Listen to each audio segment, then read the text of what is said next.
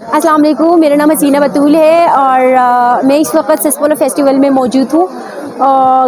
मेरा मानना ये है कि हमारी यहाँ पे ना जो गिलगित बल्तिस्तान की जितनी भी प्रोड्यूस है, अल्लाह पाक ने जो है ना गिलगित बल्तिस्तान को बहुत सारे नियामतों से नवाजा हुआ है।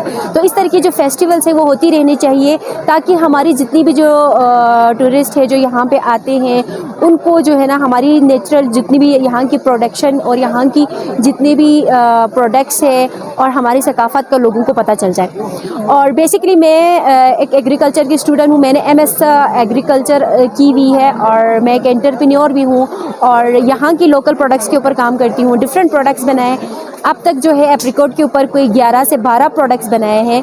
हमारा मेरे कहने उसका है कि एक मकसद है कि थिंक ग्लोबली एक लोकली, हमारी अपनी लोकल जो प्रोडक्ट्स है ना उनको हम इंटरनेशनल स्टैंडर्ड्स के मुताबिक हम अपनी प्रोडक्ट्स को हम बनाना चाहते हैं और उसके लिए हम डिफरेंट रेसिपीज़ बना रहे हैं। जैसे अगर मैं बात करूँ ये स्कर्दू डिलाइट के नाम से, इस तरह की एक प्रोडक्ट, इस प्रोडक्ट में अगर मैं बात करूँ तो इसमें डिफरेंट जितनी भी यहाँ की नट्स है उसको कंबाइन किया हुआ है एप्रिकॉट की कम्बिनेशन में। हम चाह रहे हैं कि हमारी ड्राई फ्रूट्स में कुछ इनोवेशंस लेके आएँ और लोग जो है ना थोड़ा सा नेचुरल टेस्ट के साथ हम क्या करते हैं, लोग फ्लेवर्स ऐड करते हैं, आर्टिफिशियल केमिकल वगैरह ऐड करते हैं अपनी प्रोडक्ट्स में। तो हम उनकी जगह पे, फ्लेवर की जगह पे डिफरेंट फ्रूट्स की जो आपस में जो मिक्सिंग करके, पल्प की मिक्सिंग करके, डिफरेंट ड्राई फ्रूट और नट्स की कम्बिनेशन में उनकी डिफरेंट प्रोडक्ट्स बना रहे हैं। आजकल जो मैं काम कर रही हूँ वो मलबरी के ऊपर काम कर रही हूँ। मलबरी के जो है गिलगित बल्तिस्तान में 90% जो है ना वो मलबरी ज़ाया हो रहा है। तो हम